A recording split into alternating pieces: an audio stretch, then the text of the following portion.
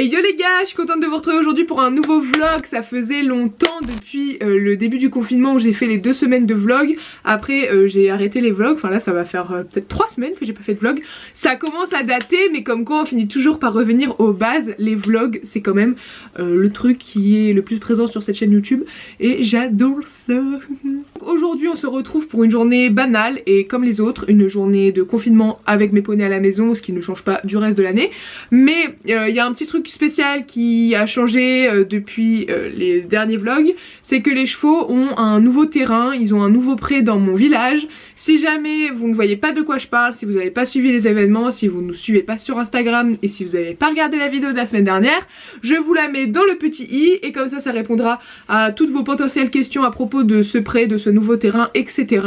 Donc voilà, au moins ça c'est dit, c'est fait et on peut passer à autre chose. Comme vous le voyez, je pense que vous reconnaissez cet endroit, on est dans la sellerie puisque je dois quand même préparer les rations de Sangoku malgré le fait qu'il soit au pré maintenant de jour comme de nuit. Il a quand même sa ration du matin et du soir, donc là on va lui faire sa petite ration du matin. Je vais vous montrer ce qu'on met dedans en ce moment. Donc la première chose que je viens mettre dans sa ration c'est 2 litres de floc, c'est des floconnés 20 fibres, c'est l'alimentation de mes poneys depuis qu'ils sont à la maison. Ça va faire 2 ans qu'ils sont nourris à ça quand Soleil en a besoin et bah là en ce moment c'est Sango. Donc voilà, il a ça. Ensuite je viens lui rajouter son petit gobelet de pulpe de betterave déshydratée. En ce moment il est aussi sur 1 mois de cure de huile de lin. Donc on l'a commencé le 26 mars, c'est écrit sur mon petit tableau derrière. Et donc bah du coup jusqu'au 26 avril il a un bouchon comme ça d'huile de lin, c'est 50 ml je crois, un truc comme ça. Donc voilà, il a son petit bouchon d'huile de lin tout simplement. Voilà pour ce qui est la ration du matin de Sangoku.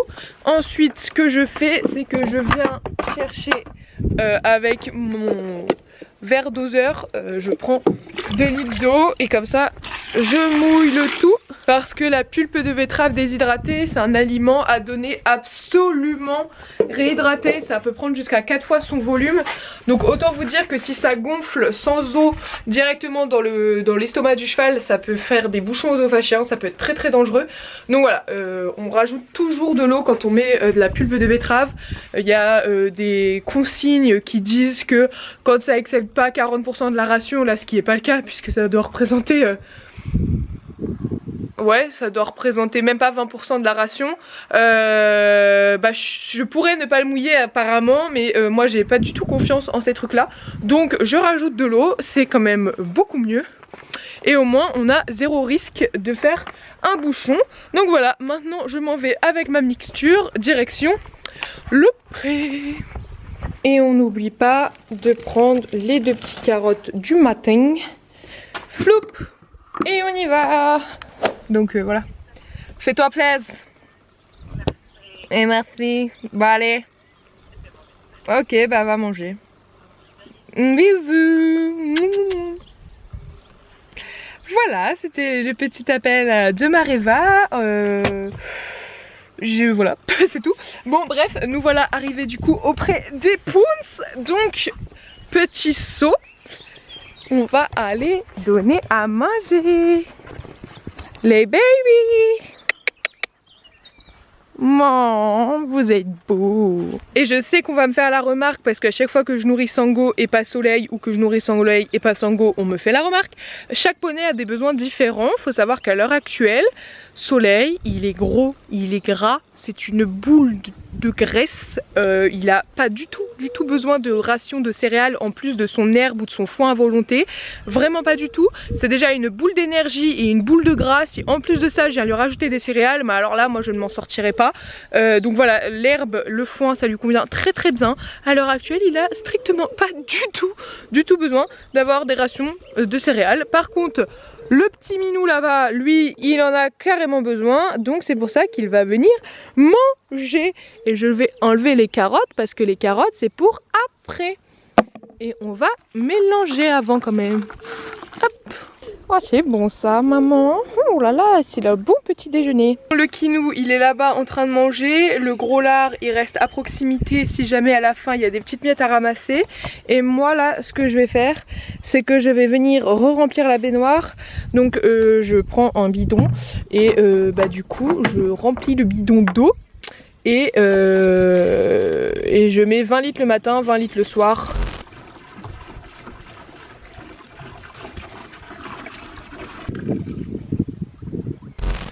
Et puis voilà, maintenant il n'y a plus qu'à attendre que Monsieur Escargot termine son seau. Kinou il voulait pas terminer son seau, en plus il reste plus grand chose. Il préférait aller débroussailler un peu les extérieurs du pré. Et du coup j'ai rusé, je lui ai coupé de l'herbe et je lui ai foutu de l'herbe dans son seau. Ça marche plutôt pas mal ma foi. Non! Bon ça marche que un certain temps. Viens. Hop! Regarde, oh, même pas besoin de la couper l'herbe, elle est déjà dans le seau. Waouh, c'est trop génial ça. Oh là là, qu'est-ce que ça peut être bête un poney parfois. J'arrive trop bien à le duper. Et quand définitivement il en veut plus, il y en a un qui est ravi de faire la vaisselle. Voilà.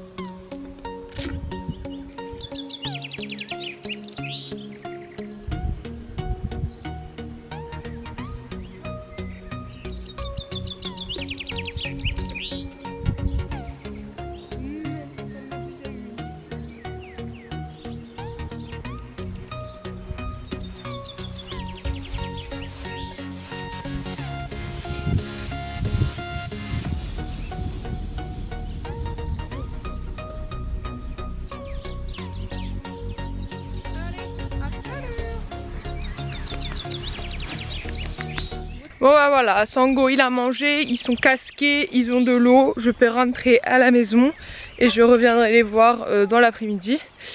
Voilà, bon, de toute manière vous allez bien voir comment ça se passe, donc je rentre à la casa. Bon voilà, je suis de retour au pré, la journée est déjà bien entamée puisqu'on est en fin d'après-midi. J'ai passé l'après-midi en visioconférence avec ma future nouvelle école, puisque pour ceux qui n'ont pas suivi, j'ai une licence de sociologie depuis juin 2019 et j'ai décidé de faire un an de pause dans mes études avant de reprendre un master donc au mois de septembre. Donc là voilà, j'ai été prise dans l'école que je voulais, dans le master que je voulais. C'est du coup un master en dirigeant manager d'entreprise, spécialité communication et marketing e-digital. Donc c'est exactement ce que je voulais, hein. Donc je suis relativement très contente. Donc voilà, on a du coup des visios pendant le confinement etc. pour la recherche d'entreprise en alternance. Même si j'ai déjà des pistes sur l'entreprise que je veux etc. On verra bien les débouchés, je vous tiendrai au courant de tout ça. Mais pour l'instant c'est en très bonne voie. Voilà, du coup me concernant, à partir du mois de septembre je vais donc déménager. Je ne vais pas rester habiter chez mon père. Je pourrais très bien le faire parce que l'école est pas trop loin non plus de l'endroit où j'habite, mais j'ai tout simplement envie d'avoir mon indépendance, d'habiter seule. À 22 ans je pense que c'est un bon âge et un bel âge pour quitter la maison. Surtout que vu que je vais être en alternance, j'ai les moyens de le faire. Donc voilà, je vais partir de la maison. Les poneys, eux, c'est ça qui vous intéresse le plus, vont rester à la maison. Ils vont, leur vie en fait ne va pas changer. Ils auront toujours leur paddock dans le jardin et ce nouveau pré. Voilà, il n'y a rien qui va changer pour les poneys. Je veux un appartement à 15 minutes au maximum de l'endroit où j'habite, enfin de ma maison, pour que je puisse continuer à venir les voir tous les jours, voire 2 fois par jour. Voilà, ça va être une nouvelle organisation, mais j'en ai absolument pas peur. Et enfin voilà, ça changera pas grand chose. Ce sera comme si que mes poneys sont dans une écurie qui est chez mon père. Ça changera rien, mis à part le fait que voilà, ils seront plus directement au pied de ma chambre. Mais voilà, enfin pour moi ça va être aussi une nouvelle vie. Je vais pouvoir récupérer Maido. Maido, pour ceux qui ne savent pas, c'est une chienne que j'ai sauvée à l'île de la Réunion avec ma meilleure amie. On l'a ramenée, enfin je l'ai ramenée en France parce que ma meilleure amie habite à l'île de la Réunion. Mais du coup je l'ai ramenée en France. Malheureusement mon père ne veut pas de chien à la maison. Donc Maido est partie dans une famille d'accueil. C'est une famille d'une abonnée qui s'est portée volontaire pour la garder quelques mois le temps que j'ai mon appartement. Donc voilà, ça devient vraiment un impératif pour moi d'avoir l'appart à la fois parce que bon, déjà de base j'avais prévu d'avoir un appartement pour avoir mon indépendance, mais aussi et surtout du coup pour récupérer Maïdo. De toute manière je vous tiendrai au courant de la suite des événements, de mon déménagement, etc. On n'y est pas encore, c'est dans plus de 4 mois. Pour l'instant on est confinés, après c'est l'été, donc on va avoir le temps de bien profiter tous les 3 ensemble, et puis l'année prochaine on profitera à 4, donc ce sera encore mieux. Voilà du coup pour les petites news me concernant. Moi je suis vraiment très contente d'être admise dans cette école, parce que arrêter les études pendant un an ça reste quand même un gros doute, ça reste une incertitude dans le sens où derrière on n'est vraiment pas sûr d'être capable et d'avoir la motivation de retourner à l'école. Pour le coup moi là maintenant c'est quelque chose qui me manque vraiment, j'ai vraiment envie d'apprendre encore, et bah, je sais qu'il me manque les bases dans la communication, le marketing, dans la gestion d'entreprise et tout, et du coup ce master est hyper complet et va vraiment permettre d'avoir toutes les compétences que je veux pour faire le métier que je veux, à savoir assistante marketing et communication dans une entreprise. Donc voilà, vraiment je suis trop contente, et pour le coup je vais pas vous mentir, je suis vraiment fière de moi et de ma décision d'avoir fait un an de pause. Je pensais pas que je serais autant motivée à retourner en cours derrière, mais putain, j'ai qu'une seule hâte, c'est d'être à la rentrée. Voilà, donc la conclusion et le petit message positif du jour, c'est de croire en vous, de croire en vos compétences, de croire en vos projets, et je vous souhaite tout le bonheur du monde et de mener à bien tout ce que vous entreprendrez dans votre vie. Et voilà, je suis très satisfaite de ma personne. Bref, maintenant qu'est-ce que je vais faire? Et ben j'en sais rien, les poneys sont en train de brouter, donc je vais rester là et je vais les regarder, hein, ça va être sympathique, voilà. Comme vous voyez, j'ai changé d'environnement, je suis de retour à la maison. Avec mon papa, on a du coup descendu des palettes du haut de une de nos granges pour la construction du râtelier à foin des poneys, puisqu'on va leur faire un râtelier à foin à la maison pour qu'ils puissent être au foin à volonté quand ils sont ici, mais surtout qu'ils ne fassent pas de gaspillage comme ils ont pu faire cet hiver. Ils nous ont clairement gaspillé au total un rent-balleur, donc un peu la flemme de passer 50 € dans un rent-balleur pour qu'ils finissent enterrés dans la gadoue.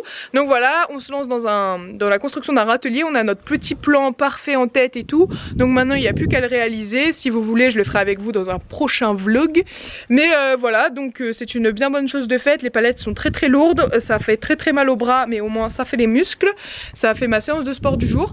Donc là on va faire la ration de Sango, et je suis en train de me rendre compte que j'ai laissé le seau au pré, donc on va faire avec le seau cassé qu'on a ici. Alors concernant la ration du soir de Sangoku, il a quasiment la même chose que le matin. En gros il a des floconnés, et en ce moment il est sur une petite cure de curcuma. Le curcuma c'est vraiment génial. Alors c'est hyper compliqué à faire prendre aux poneys qui sont compliqués pour manger, comme Sangoku, que dès que tu lui rajoutes un autre truc dans sa ration il le sait, il le trie, et il est vraiment chiant. Mais clairement le curcuma c'est un délire, genre pour les articulations ça a tout changé. Il a 10 grammes par jour, ça fait, bah en fait ça fait comme l'huile de lin, il en a pour un mois, donc jusqu'au 26 avril, et franchement la différence, je le sens tellement plus à l'aise au niveau de son arrière-main. Il a toujours été très bloqué de l'arrière-main, très crispé de l'arrière-main. Et genre là il est délié, détendu, il trotte, il galope sans aucune difficulté. Il a ses postérieurs qui passent correctement sous la masse et tout. Donc maintenant j'attends de voir si en arrêtant la cure il se reverrouille un peu de l'arrière-main. Dans ce cas là ce sera vraiment le curcuma qui aura vraiment bien agi.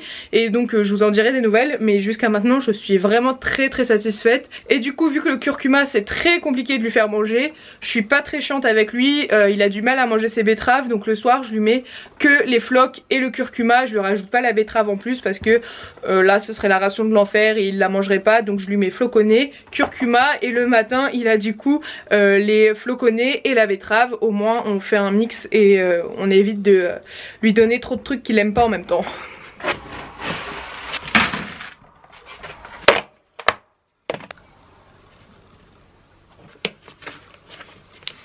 Et pour le petit plaisir et pour faire passer mieux le curcuma, on rajoute de la compote de pommes. Et voilà, ma petite mixture est prête, direction le pré.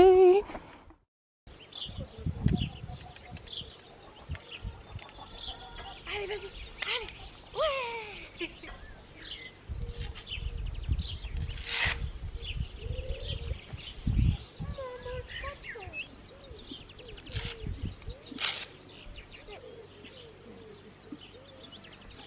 Bon voilà, monsieur le Shetland est à table et actuellement il papillonne alors qu'il est censé manger. Je te vois, Hein? Bon, le petit, il est du coup en train de manger et le soir, c'est comme le matin. Je remets du coup 20 litres d'eau dans la baignoire.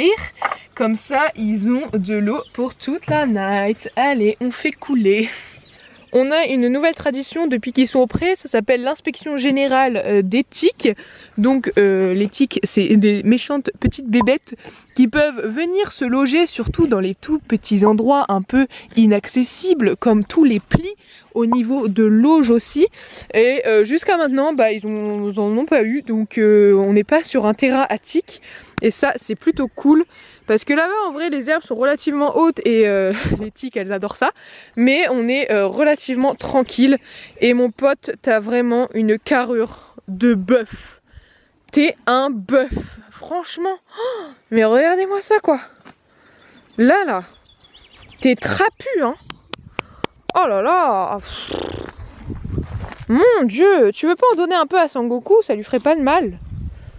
My god. Le mec c'est un 35 tonnes quoi, c'est un semi-remorque à lui tout seul. Cette belle bouche pleine de curcuma. Miam miam. Sangoku il est en train de faire sa mue de la tête. C'est immonde. Il a donc mué à ce niveau là. Là voilà, on a une plaque dégarnie. Il est en train, de toute façon, voilà, hein, tout est en train de tomber. Il est en train de muer autour des yeux aussi. Ça lui fait vraiment des yeux vilains du coup. Et voilà, bon, il mue un peu de partout là. Hein. On arrache en quantité. Demain, ce sera ponçage. Ça te fera du bien. Ça, c'est un seau qui aura été bien mangé, dis donc. Ouh là là, je suis fière de toi, mon escargot. Reminding me of how you flew away, all that we've gone through. Was it all just a game to you? 'Cause I'm dying to know. Why do you wanna end? Was it real or just pretend? Tell me why do you wanna end? Was he really just a friend? 'Cause it's plain in my head every word that you said. I ain't worked it out yet. So why do you wanna end? Was it real or just pretend?